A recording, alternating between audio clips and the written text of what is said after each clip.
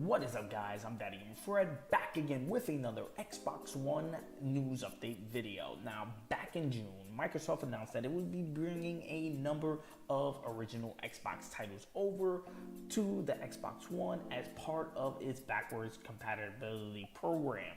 But ever since E3, we haven't heard nothing from Microsoft about this program and what games we're gonna see and when it's gonna start, or nothing. But rumors swirling around that we might just gotten a glimpse of the first initial titles and the lineup for it from a Twitter user. I'm just gonna say I'm just gonna spell it out because I don't even know what is that pronouncing, but it host. Maybe I'm saying that completely wrong, but HOXOD,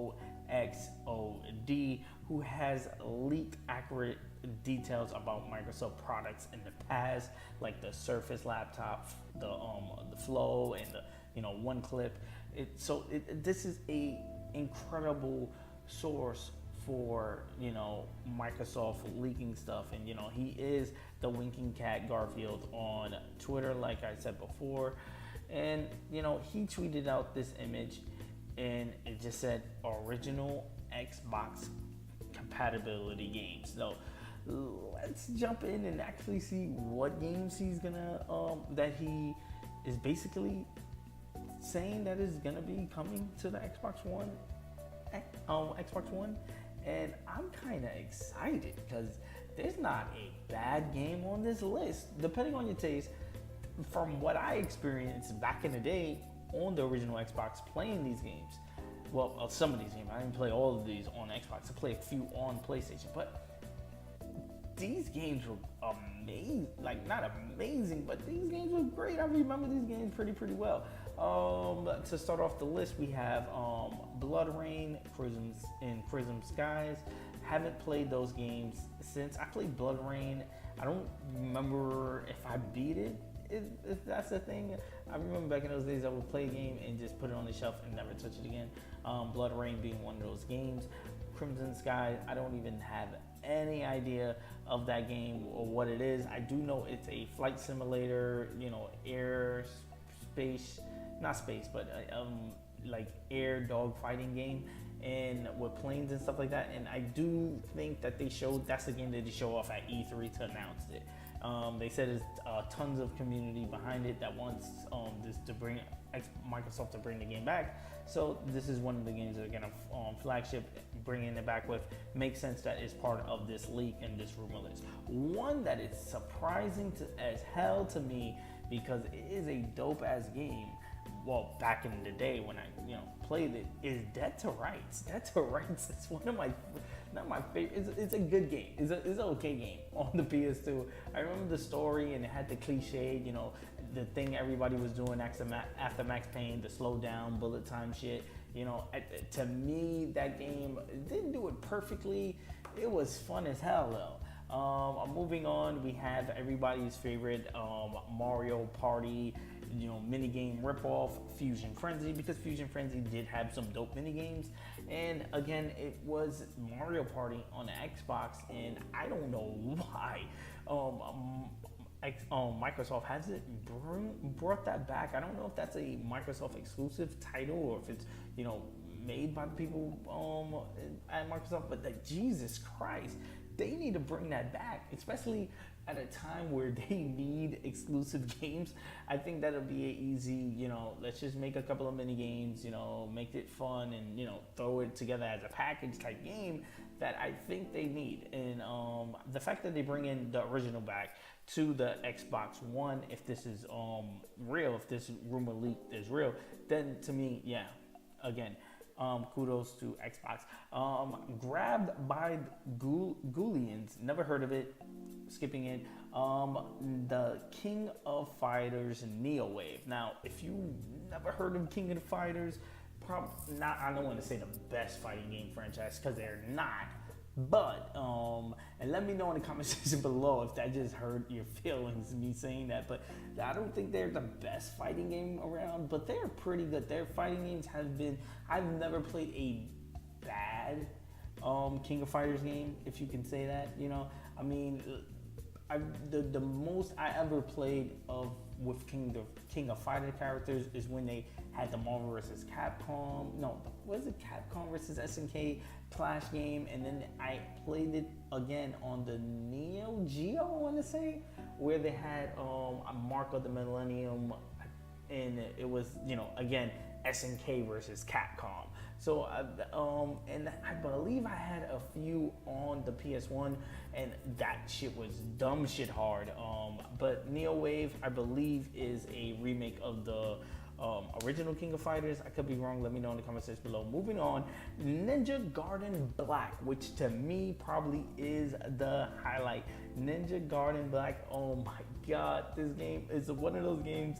Again, I played and couldn't be at all, and probably the most interesting that I would want to go back into because of its difficulty. I want to know if it was just because I was young and it was hard, or was it really a tough game and doesn't stand up to tough games like, you know, like Dark Souls and Bloodborne and shit like that. I want to actually see the toughness of this game and if it was just because I was young.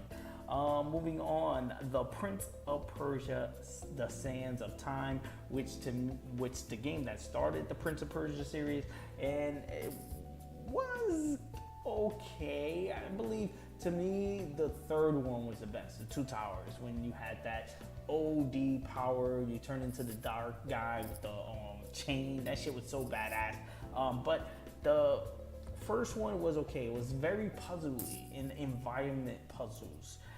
The fighting wasn't too great in the first one, but you had the ability to like move back time, which was dope. And I remember the Warrior Within, the second one, they, you know, doubled down on that rewind time, making it part of the combat, which was even better. But to me, the first one was the weakest of the bunch of the Prince of Persia games. And I'm not counting the remake that they did on the damn PS3, which was a mess. Moving on, they had Psychonauts, which been ported to everything. You could play it now on your damn Vita, on your PSP, on your PS4, on your Xbox 360. Why not on the Xbox One? Moving on, Red Faction 2, one of the funnest first-person. Well, is it the only? Yeah, it's the only first-person shooter on this list, which to me is kind of weird because what I remember the Xbox 4 is a lot of first-person shooters, and maybe that's just Halo, and the fact that Halo is already available on the Xbox One could be just, you know, clouding my mind. But Red Faction 2 fun, you know, is the game that made it infamous, that you can just like, oh, you see a wall or see a cave, you can literally, as long as you had C4, which we just used cheat codes to put C4 in the game, just throw it on the wall and make a new hole with, you know, and find like little secrets and stuff like that, which to me was mind-blowing back in the day, especially when you seen like the graffiti on the wall and you threw a mine there and it opened up to like a room with like more guns and stuff like that. Blew my mind as a kid. I can't wait to play it again. And to me, the gem, the highlight, the icing on the cake, the cherry on top, Star Wars Knights of the Old Republic. The game on the Xbox that me, my brothers, my cousins probably spend the most time playing. And yes, this is a single player Star Wars game, and the fact that they just canceled one. Well, not canceled one. They're moving all over the studios, and they closed down the studio that was making it, and they basically trying to make it into a Destiny-like Star Wars game instead of what it was supposed to be, an Uncharted-esque style Star Wars game, which again, I have a whole rant video on that. I'm gonna have a card on top if you want to check it out. But Jesus, yes, this is again icing on the cake. Star Wars Knights of the Old Republic, not an HD version, which to me, I'm hoping it looks better and, you know, runs smooth, but I would have wanted a, you know, full HD version of the game from the ground up, kind of like what they did with Crash Insane Trilogy. But I'm not knocking Star Wars Knights of the Old Republic. I play it as any way you're gonna give me options to play it, and I think that is great. Again, most of these games are already playable on the 360, so it does seem likely that we are going to be seeing these games move over to the Xbox One. But let me know what you think in the comment section below. Do you think this list is bullshit, or do you think it actually holds merit that we might be seeing a official announcement from Microsoft very soon about this and about this list and about this games update? I think around the time that Xbox One S, the X is gonna drop, I think we're gonna hear news. I don't think they're gonna finish up the holiday season without announcing something as big as, you know, backwards Xbox, original Xbox OG, but backwards compatibility. And again, I think it's not going to sell units, but it's gonna basically appeal and, you know, please fans. And I think that's exactly what Xbox need.